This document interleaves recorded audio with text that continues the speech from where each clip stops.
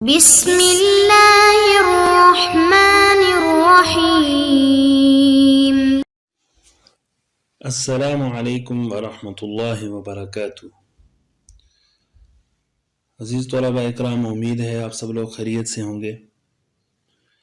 اس video میں آپ کے سامنے عامہ پارہ کا سبق نمبر 49 پیش کیا جا رہا ہے، جس میں سورۃ الفجر کی آیت نمبر 6 سے آیت نمبر 14 تک بیان کی جائیں گی۔ اعوذ باللہ من الشیطان الرجیم، بسم اللہ الرحمن الرحیم۔ ألم تر كيف فعل ربك بعاد إرم ذات العماد التي لم يخلق مثلها في البلاد وثمود الذين جابوا الصخر بالواد وفرعون ذي الأوتاد الذين طغوا في البلاد فأكثروا فيها الفساد فصب عليهم ربك سوط عذاب إن ربك لبالمرصاد۔ ترجمہ سن لیجئے گا۔ الم تر کیف فعل ربک بعاد، کیا آپ کو معلوم ہے کہ آپ کے رب نے قوم عاد کے ساتھ کیا کیا؟ ارم ذات العماد، یعنی قوم ارم جن کے قد ستونوں جیسے تھے۔ التی لم یخلق مثلها فی البلاد، جن کے برابر شہروں میں کوئی پیدا نہیں کیا گیا۔ وثمود الذین جابوا الصخر بالواد، اور قوم ثمود کے ساتھ جو وادی القریٰ میں پتھروں کو تراشا کرتے تھے۔ وفرعون ذی الاوتاد، اور میخوں والے فرعون کے ساتھ۔ الذین طغوا فی البلاد، جنہوں نے شہروں میں سرکشی کر رکھی تھی۔ فَأَكْثَرُوا فِيهَا الْفَسَادَ، ان میں بہت زیادہ فساد برپا کر رکھا تھا۔ فَصَبَّ عَلَيْهِمْ رَبُّكَ سَوْطَ عَذَابٍ، تو آپ کے رب نے ان پر عذاب کا کوڑا برسایا۔ إِنَّ رَبَّكَ لَبِالْمِرْصَادِ، بے شک آپ کا رب گھات میں ہے۔ امر ثانی لغات کا بیان سن لیجئے۔ علم ترہ، ترہ جو ہے یرآ یرا باب فتح سے صیغہ واحد مذکر حاضر، اس کا معنی ہے کسی چیز کا دیکھنا، ادراک کرنا، اور یہ جو ہے یعنی جاننے اور معلوم ہونے کے معنی میں بھی استعمال ہوتا ہے۔ عاد جو ہے یہ قبیلے کا نام ہے، تو منصرف اور غیر منصرف دونوں اعتبار سے پڑھا جاتا ہے۔ عماد جو ہے اس کی جمع عمود آتی ہے، اس کا معنی ہے ستون۔ جابو، یہ صیغہ جو ہے جمع مذکر غائب ہے، فعل ماضی معروف باب نصرہ سے جاب یجوب جوبا، تراشنا، اصل میں یہ جاوبو تھا، پھر واو کو الف سے تبدیل کر دیا۔ الصخرہ جو ہے پتھر اور چٹان کو کہتے ہیں۔ الواد جمع اودیہ، اس سے مراد وادی قریٰ ہے۔ الاوتاد وتد کی جمع ہے بمعنی میخ، اور اکثرو یہ فعل ماضی معروف صیغہ جمع مذکر غائب، کسی چیز کا زیادہ کرنا، اور باب افعال سے ہے۔ الفساد یہ مصدر ہے، باب نصرہ سے فساد یفسد فسادا، افراتفری پیدا کرنا، بگاڑ پیدا کرنا۔ صبہ، صبہ یصب صبا، باب نصرہ سے اوپر سے پانی کا ڈالنا، پانی کا بہانا۔ صوت اس کی جمع اصوات آتی ہے، اس کا معنی ہے کوڑا۔ المرصاد یہ جو ہے اس میں ظرف ہے، اور باب نصرہ سے رصد یرصد رصدا، کہات میں بیٹھنا۔ امر ثالث ان آیات کی تفسیر۔ ألم تر كيف فعل ربك بعاد إرم ذات العماد۔ اللہ تعالیٰ نے ان آیات میں سابقین میں سے بعض پر جو دنیاوی عذاب نازل کیا اس کا ذکر کیا ہے مختصراً، اور بعض دیگر مقامات پر تفصیلاً بھی اس کا بیان ہے۔ تو یہاں پر وہ عاد اور ارم کا ذکر ہے اس آیت میں۔ تو اس سے پہلے یہ سمجھ لیجئے کہ جو عاد حضرت نوح علیہ السلام کی قوم میں سے گزرا ہے، اور اس کا سلسلہ نسب 3 واسطوں سے حضرت نوح علیہ السلام سے ملتا ہے۔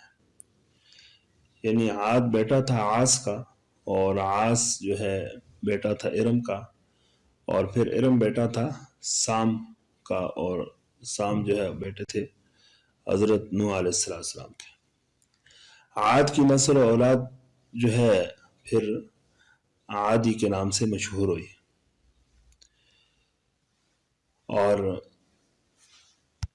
کبھی اس کو قوم عاد کہا جاتا ہے، تو باپ کے نام سے قوم عاد کہا جاتا ہے، اور کبھی اس قوم کو دادا کے نام کے اعتبار سے ارم بھی کہا جاتا ہے۔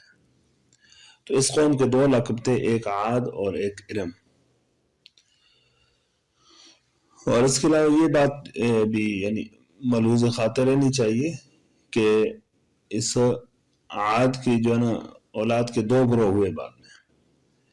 ایک کو جو عاد اولا کہتے ہیں جو متقدمین تھے، اور دوسرے جو متاخرین تھے ان کو عاد اخرى کہتے ہیں۔ اور پھر انہی میں ایک دوسری قوم کا ذکر آتا ہے، یعنی سمود کا، قوم سمود کا۔ تو سمود بھی انہی کے نسل میں سے ہے، یعنی اس کا سلسلہ بھی حضرت نوح علیہ السلام سے ملتا ہے۔ وہ اس طرح کہ سمود وہ بیٹا تھا عابر کا، اور عابر بیٹا ارم کا تھا، اور اوپر جا کر پھر حضرت نوح علیہ السلام سے اس کا سلسلہ نسب بھی مل جاتا ہے۔ تو اس سے معلوم یہ چلا کہ عاد اور سمود دونوں کا دادا وہ ارم تھا۔ الم تر کیف فعل ربک بعاد، اس آیت میں وہ استفہام تقریری ہے، اور رعا سے معنی رویت قلبی مراد ہے۔ تو الم ترا کا معنی یہ ہوگا کہ آپ کو معلوم ہے، آپ کے علم میں ہے۔ چونکہ یہ علاقے بھی وہ شام اور حجاز کے درمیان تھے، تو اس لیے ان کے ذکر عرب کے اندر عام طور پر مشہور تھے، اور جو قومیں ہلاک کی گئی ان کے واقعات ان کو معلوم تھے۔ تو اس اعتبار سے بتا دیا کہ اللہ تعالیٰ نے ذکر کیا کہ آپ کو معلوم ہے کہ اللہ تعالیٰ نے قوم عاد کے ساتھ کیا کیا۔ ارم ذات العماد، ارم سے ایک تو جو ذکر کر دیا کہ یہ قوم کا نام ہے، یعنی ان کے جد اعلیٰ کا نام ہے، اور دوسرا قول اس میں بعض مفسرین یہ بھی کہتے ہیں کہ ارم سے وہ شہر مراد ہے جو شداد نے بسایا تھا، پھر اللہ تعالیٰ نے اس کو بھی تباہ و برباد کیا، اور اسی طرح یہ جو قوم عاد ہے اس کو بھی اللہ تعالیٰ نے ہلاک کیا۔ آگے ذات العماد، اس میں وہ کئی اقوال ہیں۔ ایک قول یہ ہے کہ چونکہ ان کے قد وہ لمبے تھے، تو ستونوں جیسے لمبے تھے، اس اعتبار سے ان کو ذات العماد کہہ دیا۔ حضرت ابن عباس رضی اللہ تعالیٰ سے مروی ہے کہ ان کے قد وہ 12 گز، تقریباً 12 گز کے تھے۔ اور ایک دوسرا قول اس میں یہ ہے کہ چونکہ یہ وہ گرمی کے موسموں میں جنگلوں کی طرف نکل جاتے اور وہاں خیمے گاڑتے تھے، تو اس اعتبار سے ستون خیموں کے لیے وہ کچھ چیز گاڑنی پڑتی تھی، اس اعتبار سے ان کو عماد کہہ دیا۔ اور ایک تیسرا قول یہ بھی ہے کہ عماد چونکہ بلند عمارتیں بنایا کرتے تھے، اونچے محلات بنایا کرتے تھے، تو اس اعتبار سے ان کو ذات العماد کہہ دیا۔ التی لم یخلق مثلها فی البلاد کے جن کی طرح جو ہے طاقت اور قوت میں شہروں میں اوروں کو پیدا نہیں کیا گیا تھا کسی قوم کو. وثمود الذین جابوا الصخر بالواد، اور اسی طرح قوم سمود کے حالات بھی آپ کو معلوم ہیں، جو وادی القرا میں پتھر تراشا کرتے تھے، یعنی ان کو بھی اللہ تعالیٰ نے ہلاک کیا. وادی القرا جو ہے یہ ایک شہر کا نام ہے، یہ حجاز اور شام کے درمیان میں واقع تھا. اس میں قوم سمود رہتے تھے اور یہ پتھر تراشتے تھے. ان کی طاقت اتنی زیادہ تھی کہ پتھروں کو تراش کر اس میں گھر بناتے تھے. اللہ تعالیٰ نے ان کی طرف حضرت صالح علیہ السلام کو بھیجا، لیکن انہوں نے سرکشی اختیار کی تو ایک چیخ کے ذریعے اللہ تعالیٰ نے ان کو ہلاک کیا.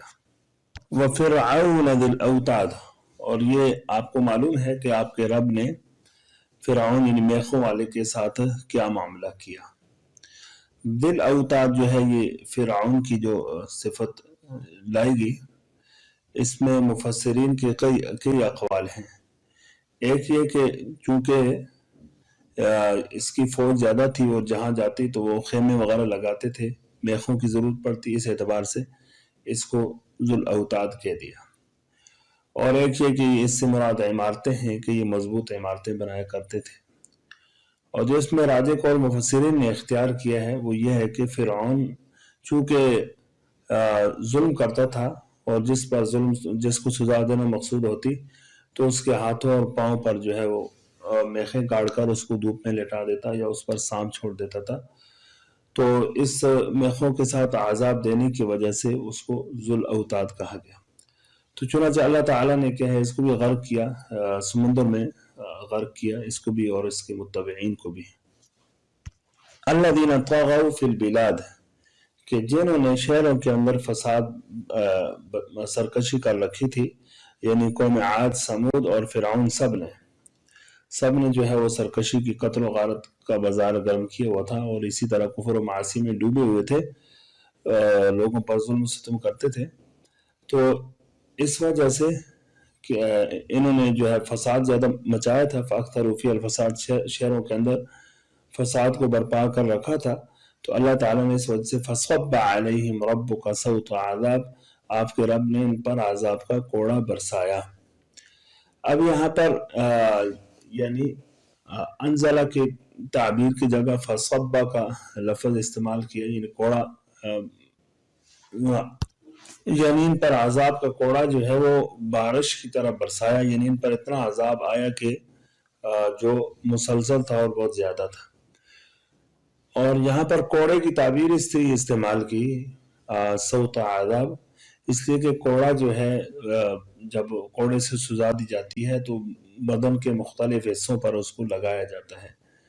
تو مطلب یہ ہے کہ ان ظالموں کو بھی مختلف انواع کا ان کو بھی عذاب دیا گیا.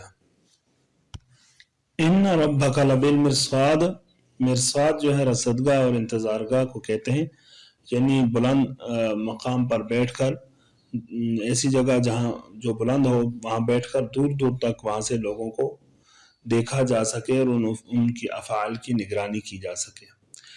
تو اب اس آیت میں یہ ہے کہ آپ کے رب جو ہے وہ گھات میں ہے، اس سے مراد یہ ہے کہ اللہ تعالیٰ انسانوں کے تمام اعمال، حرکات، سکنات کو دیکھ رہے ہیں اور وہ سب ان کی مطلب جزا اور سزا ضرور بضرور دیں گے.